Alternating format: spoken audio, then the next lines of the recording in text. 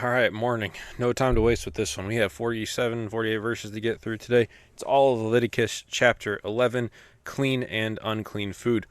The Lord said to Moses and Aaron, "Say to the Israelites, of all the animals that live on land, these are the ones you may eat. You may eat any animal that has a divided hoof and that chews the cud. There are some that only chew the cud or only have a divided hoof, but you must not eat them. The camel, though it chews the cud, does not have a divided hoof. It is ceremonially unclean for you.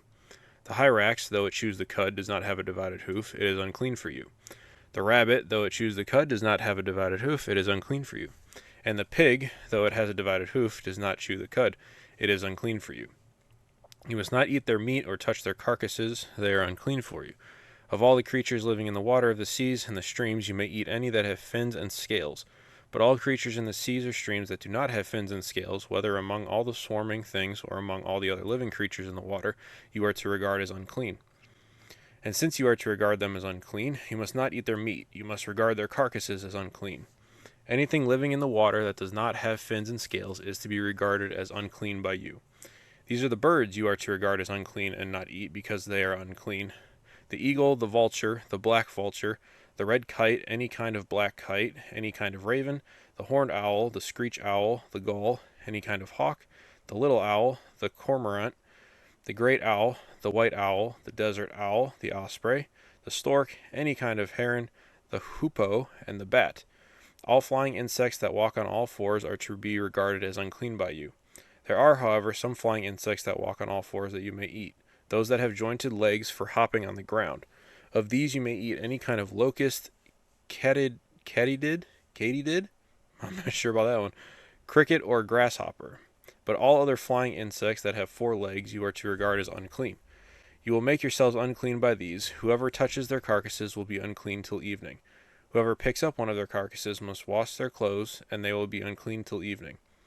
Every animal that does not have a divided hoof or that does not chew the cud is unclean for you. Whoever touches the carcass of any of them will be unclean.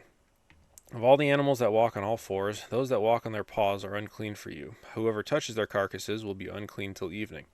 Anyone who picks up their carcasses must wash their clothes, and they will be unclean till evening. These animals are unclean for you. This word is going to just mean nothing to me by the end of this reading. Of the animals that move along the ground, these are unclean for you: the weasel, the rat, any kind of great lizard, the gecko, the monitor lizard, the wall lizard, the skink, and the chameleon. Of all those that move along the ground, these are unclean for you. Whoever touches them when they are dead will be unclean till evening.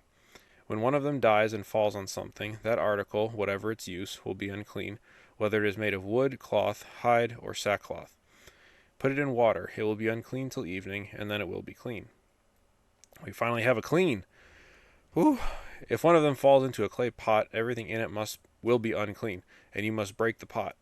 Any food you are allowed to eat that has come into contact with water from any such pot is unclean, and any liquid that is drunk from such a pot is unclean. Anything that one of their carcasses falls on becomes unclean. An oven or cooking pot must be broken up. They are unclean, and you are to regard them as unclean. A spring, however, or a cistern for collecting water remains clean, but anyone who touches one of these carcasses is unclean. If a carcass falls on any seeds that are to be planted, they remain clean. But if water has been put on the seed and a carcass falls on it, it is unclean for you. If an animal that you are allowed to eat dies, anyone who touches its carcass will be unclean till evening. Anyone who eats some of its carcass must wash their clothes, and they will be unclean till evening. Anyone who picks up the carcass must wash their clothes, and they will be unclean till evening. Every creature that moves along the ground is to be regarded as unclean. It is not to be eaten. You are not to eat any creature that moves along the ground, whether it moves on its belly or walks on all fours or on many feet. It is unclean. Do not defile yourselves by any of these creatures. Do not make yourselves unclean by means of them, or be made unclean by them. I am the Lord your God. Consecrate yourselves and be holy, because I am holy. Do not make yourselves unclean by any creature that moves along the ground. I am the Lord who brought you up out of Egypt to be your God. Therefore be holy, because I am holy. These are the regulations concerning animals, birds, every living thing that moves about in the water, and every creature that moves along the ground. You must distinguish between the unclean and the clean, between living creatures that may be eaten and those that may not be eaten. Alright, bonus points. I might even do some kind of prize. If anybody can go through this chapter and tell me how many uncleans there were, because there were only about 4 cleans, and I feel like it was maybe a ratio of or 10 to 1 in terms of unclean to clean. So I'm thinking there's about like 40 uncleans and 4 cleans, because that was just a lot. Like, I can't even say it anymore. It just sounds weird coming out of my mouth. Oh, what a chapter. But there we go. We had their rules for what animals they're allowed to eat. I'm not even going to try to sum it up, because there's a lot of different kinds of animals that they can't eat that are, say it with me, unclean.